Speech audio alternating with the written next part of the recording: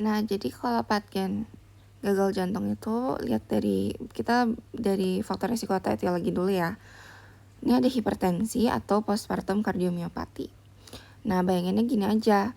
Kalau orang yang hipertensi, berarti kan dia suatu penyakit yang cukup lama ya.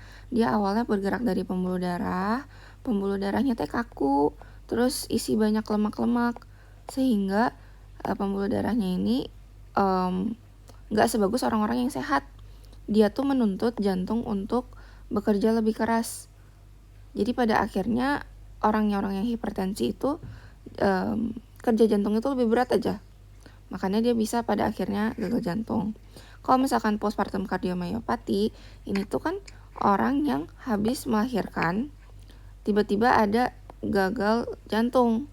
Itu tuh kenapa? Gara-gara, bayangin ya, ini cewek, jantungnya segini, tiba-tiba dia hamil, tuntutannya dia butuh jantung segini. Jadi intinya saat hamil dibutuhkan volume yang banyak, dan tiba-tiba kerja jantungnya tuh lebih berat. Makanya tuh orang beres dari hamil kan berubah lagi tuh kan kebutuhan tubuhnya, dari gini jadi gini lagi. Nah, biasanya ada postpartum kardiomiopati. Bayangin patgennya tuh cukup simpel. Jelasinnya berangkat dari faktor resiko atau etiologi. Biasanya misalkan kamu baca kasus orang hipertensi. Orang yang hipertensi itu bla bla bla bla bla.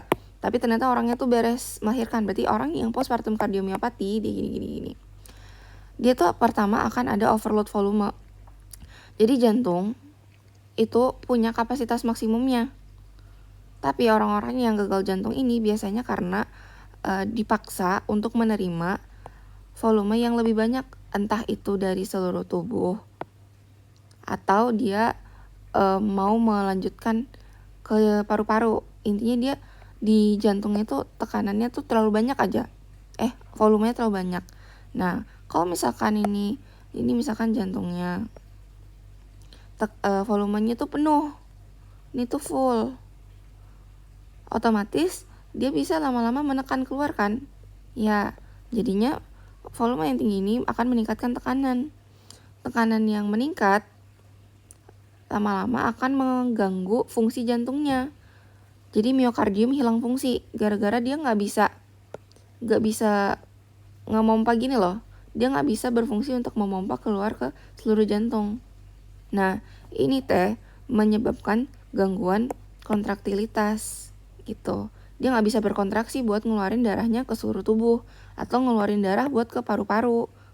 Nah, kalau misalkan gangguan kontraktilitas ini, dia juga dengan sitokin, ada growth factor dan katekolamin, dia akan membuat jantungnya itu hipertrofi. Nih, jantung normalnya kayak gini misalkan.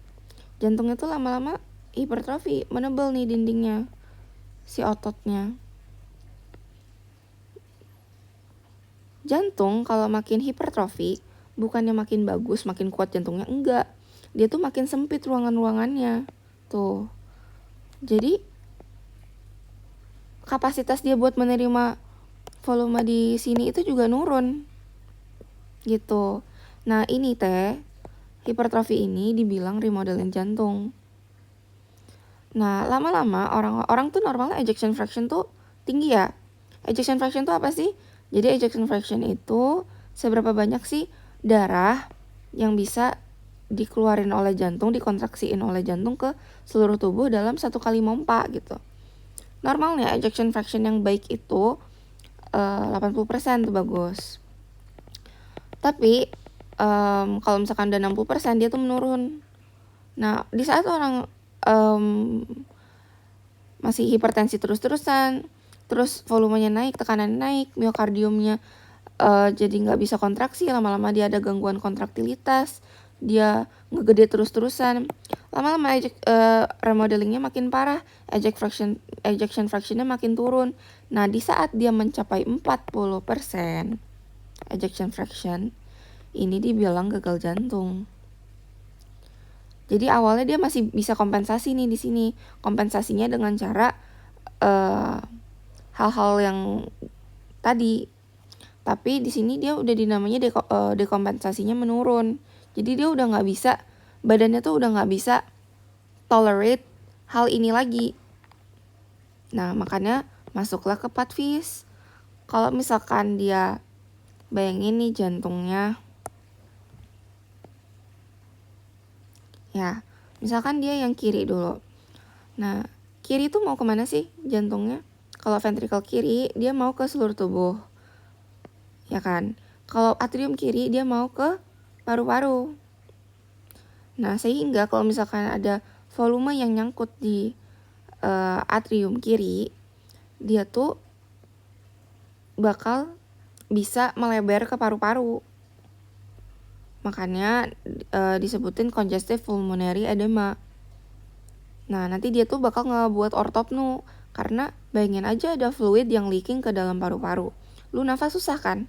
Nafas susah, pertukaran CO2 dan O2-nya terganggu, terus nanti pada akhirnya ventilasinya menurun. Itu kalau yang kiri.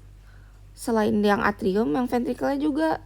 Kalau ventricle yang nggak bisa mompa ke seluruh tubuh, otomatis dong berarti tubuhnya itu bakal pucat, akralnya dingin, perfusinya menurun, gitu-gitu. Nah, sekarang kita bahas yang kanan. Kalau misalkan yang kanan, nih bayangin jantungnya. Kanan itu anggap aja dia tuh kayak suatu sistem.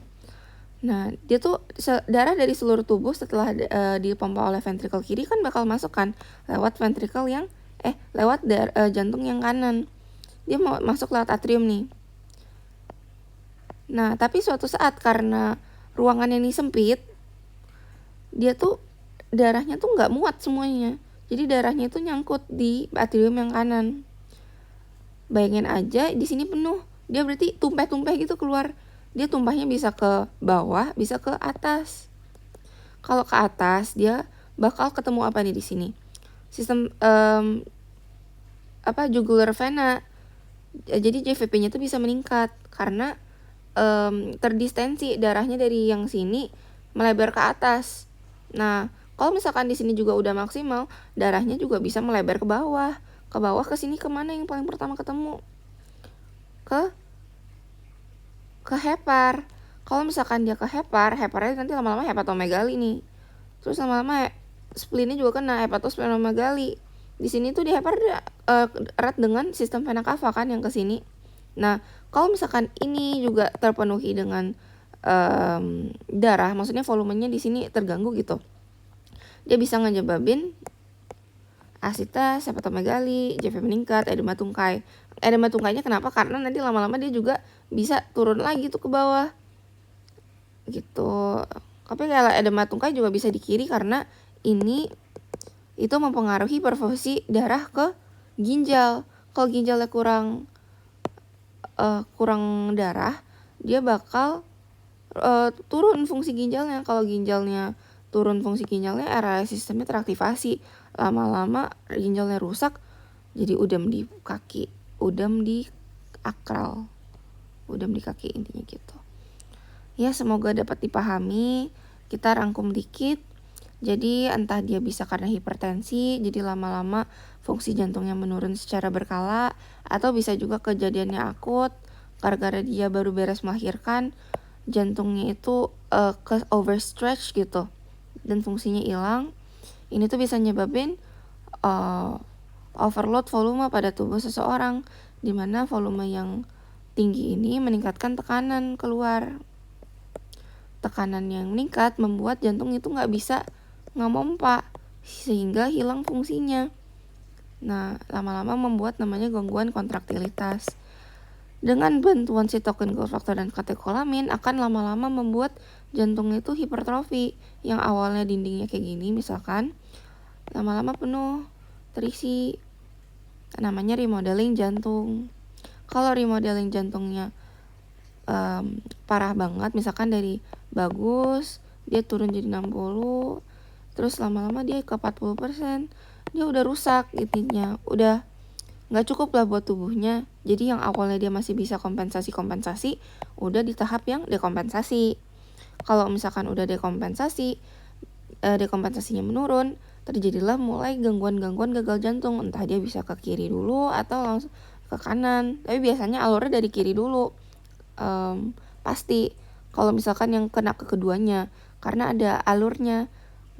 Pertama dia nyangkut di atrium kirinya, ngefek ke paru-paru.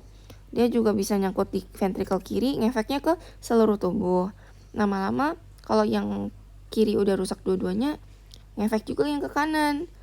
Jadi ada darah berlebih di atrium kanan, dia ngebuat JVP sama JVP-nya meningkat di sini. Lama-lama tumpeh-tumpeh juga nih ke bawah. Bisa ke heparnya, ke splinnya, ke sistem vena cavanya. Itu bisa juga nanti menyebabin udem ke seluruh tubuh, udem anasarka. Ya begitulah kurang lebihnya, bisa dipelajari sendiri.